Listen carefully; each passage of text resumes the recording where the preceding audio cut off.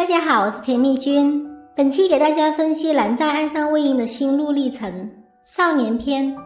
喜欢一个人有两个极端的反应，一种是找各种理由引起他的注意，比如魏婴，表面像是情场高手，实则内心青涩懵懂；另一种是表面冷若冰霜，内心却炙热似火，比如蓝湛，傲娇到底，却又情不自禁地靠拢。在那个夕阳西下的黄昏，魏婴像一颗耀眼的流星闯进了蓝湛的生命里，照亮了他的内心世界。独特的见解吸引了蓝湛的注意，第一次见面对彼此都有一点与众不同的感觉。亥时已过，他并没有睡，抬头看着月亮，身上布满月光，风声在耳旁呼呼经过，他漫不经心听着风声，寻找内心的安宁。这是他第一次看着月亮等魏婴。星月交辉，坐在围墙上的肆意少年，俊逸的脸上爽朗的笑容，月光下的回眸是心动。蓝湛大概没有见过魏婴这种人，从此总在有月亮的晚上想起那个翩翩少年。一次次想起和魏婴在屋顶上的比试，他的剑没有出鞘，竟然打成平手，这个人实在太讨厌了。魏婴死后，望着月亮问灵，在寂寞的午夜中沉思：魏婴，你还好吗？魏婴重生后，后悔没有跟在他的身边，担心他是否还会回来。看着月亮思绪万千，魏婴，你在哪？魏婴的人格魅力吸引了蓝湛。蓝湛第一次遇到令他好奇，甚至有些羡慕的人。魏婴有蓝湛一直向往和好奇，却不敢尝试或不曾拥有的东西。从小受3000多条家规的影响，他一直以高标准要求自己，保持冷静自持的形象。他认为对魏婴的感觉是讨厌，魏婴表面的性格跟他是完全相反的。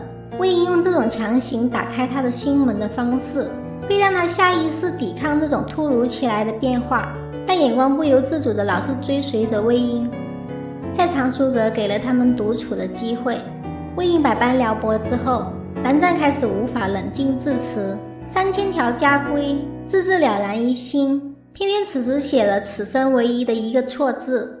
蓝湛的余光会忍不住瞄向魏婴，忍不住在远处注视着他，耳朵会不自觉地怕漏掉关于他的一切，以及他每一个声音。小说里有说到，藏书阁的窗户怎么也关不住魏婴的笑声，他捂住耳朵想隔绝这个令他心烦意乱的声音。当他听到魏婴说今天是最后一天，明天不会来了，他甚至有些失落和不舍。魏婴把画送给他当作礼物，其实他是很期待的，却不好意思看，明明就已经很心动，小心翼翼地把画放下来，因为看得特别认真，以至于魏婴把书换了都没有发现。魏婴无拘无束的性格，天赋秀伟的出众都深深地吸引了他。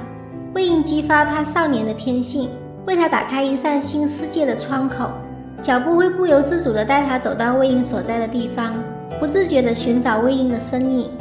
看到被叔父跪罚，有点不忍心想过来安慰，却被气走。魏婴的撩拨对蓝湛来说应该是有一种上瘾的感觉，以至于总是有意无意地去自寻撩拨，然而总被蓝大戳破心思。我看你想让江家大弟子一起去，你想吃枇杷，我买一筐回去。魏婴在孔明灯上画了兔子送给他，他其实特别高兴的，但因为害羞而拔了剑。放灯许愿时，蓝湛听到魏婴跟他许一样的愿望，雏间扶弱，他有些震惊，眼睛不由得睁大了一下。魏婴每一次故意捉弄，不断加深了蓝湛对他的感受，表面上是冷漠拒绝，其实是情到深处的不知所措，心烦意乱而更加克制自己。魏婴走后，蓝湛渐渐明白了这种微妙的感觉，总是会想起那个人带来的暖意。没有尝试过热闹的人不怕寂寞，尝试过热闹的温暖后就会留恋这种感觉。这个潇洒不羁、眉眼笑意的少年一步步走进了他的心里。蓝湛选择恰当的时间，让魏婴知道他要独自一人去寻找阴帖，知道魏婴跟上来，他口中说的无聊，不过是为了掩饰内心的喜悦。你看他控制不住嘴角的上扬，若是没有你，这个世界才是真正的了无新意。在蓝湛内心最脆弱的时候，魏婴说要背他，那一刻蓝湛的心里一定被深深的感动，那些藏在心里的激动全部被激发出来。屠戮玄武发狂向魏婴扑来时，在那一刻蓝湛将他推开，替他挡住了妖兽，自己却受了伤。魏婴帮蓝湛敷药时，蓝湛将为数不多的草药反复在他的伤口处，他也是很心疼魏婴受的伤。生死之交的情谊，攻占屠戮玄武的默契，都很容易催化他们之间的感情。家族的变故加上身上的伤，许是人生前所未有的落魄和迷茫。蓝湛面对着魏婴的再次撩拨，夹杂着吃醋和感动，一时间激动流露情感，嘴上说的是绵绵，心里想的是自己。你若没那个意思，就不要随意撩拨别人，你自己随心所欲，却害得别人心烦意乱，一语双关，醋意萌生。偷走绵绵的香囊，既解了情敌之恨，又得一个想念魏婴时可以寄托的物品。看着眼前这个爱却不能爱的人，蓝湛卸下心防，转而对着火光情不自禁流泪。他的泪不单为了蓝家变故而流的，也为了他无望的爱情。他知道自己喜欢了一个不喜欢自己的人，而且还是同性，心里有些心酸和委屈。更多学舞动的详细分析，请看另一个视频。魏婴受伤时要蓝湛唱歌，蓝湛因为心疼他，毫不犹豫地唱了出来，把魏婴放到自己的大腿上，这是他初次明确正视自己的心意。于是望线一曲出，情意已相定。蓝湛也进入他第二个纠结阶段，蓝氏的家训和自己对一个同性抑制不住的爱慕，心理暗示占很大的功劳。蓝湛像是天下最美的戒尺，一条木耳把他束缚在框框正正的家规里，成为了雅正端方的人。他把家训家规刻在了心里，对于木耳这种意义深重的物品被人摘了，而且不断被触碰，不断被心理暗示。蓝湛从开始的拒绝到后面有一种认命的味道。电视剧里，魏婴在抄完家规后还不断地挑逗蓝湛的木耳。家规里有明确地写着，非父母妻儿前不可摘木耳，虽然已经被魏婴改成非父母道理前不可摘木耳。魏婴抄了300次，能不清楚吗？自然很明白。随后在寒潭洞，魏婴又一次要求，蓝湛迟疑了一下，还是坚定地把木耳绑在了2个人的手上，犹如月老的红绳。这在蓝湛的心里是跨出很大的一步，他此时已经打开心门，让魏婴走进去，随后拉着魏婴给本族长辈跪拜，2人手上绑着意义深重的木耳，更是表明了魏婴在他心里的特殊性。小说里蓝湛是在魏婴重生后才用木耳绑住2个人的手，让小辈看到。电视剧里还要更早些，在求学时期，而且让长辈看到。你更喜欢哪种设定呢？童年的经历也是被魏婴吸引的原因之一。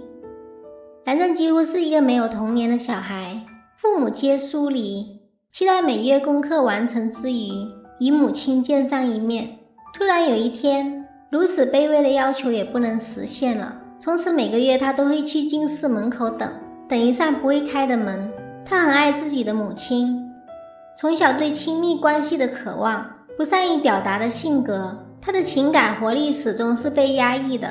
此后，冷淡成为了蓝湛对应外界的方式。很多时候吸引我们的往往是童年的记忆，我们苦苦追寻的亲密关系，其实是在寻找自己儿时未得到满足的需求，比如安全感、归属感等。蓝湛对母亲的印象就是母亲主动逗他，他并不回应，但这其实都是他最珍贵最美好的记忆。这跟后来他跟魏婴的相处方式类似，也是魏婴在逗他，他不回应。魏婴让他内心那个焦虑脆弱的小孩重新有了归属感。小时候经历的生活往往会左右人的一生，长大以后不断尝试复现这段经历，以唤起记忆深处的幸福感。母亲在他小时候给他的爱是俏皮活泼的，魏婴无意中复现了蓝湛小时候和母亲的相处模式，让蓝湛表面拒绝，内心情不自禁的靠拢。对蓝湛来说，这是一种特别的安全感。第一次与魏婴见面，魏婴就触犯了蓝氏家规。雅正刻板就像父亲一样，行事作风深受蓝氏家规的影响，比较古板，不懂变通。但这只是他的表面，他把师姐和江澄放进来，他有自己的一套做事的准则。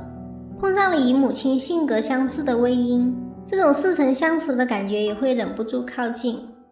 3个月的同窗相伴，在蓝湛心里埋藏了一个不可言说的秘密。最先动心思的一定是魏婴，但真正先明白确定自己的心意，知道自己爱上对方的是蓝湛。其实蓝湛内心最想成为的人是魏婴，这也就是为什么他会毫不犹豫地爱上魏婴。蓝湛和魏婴注定会被彼此吸引，因为他们太像了，又太不像了，仿佛被另外一个自己所吸引。同样是天资过人，同样的耀眼，同样的信念，他们是天生一对。我是甜蜜君，记得点赞订阅打开小铃铛，我们下期再见。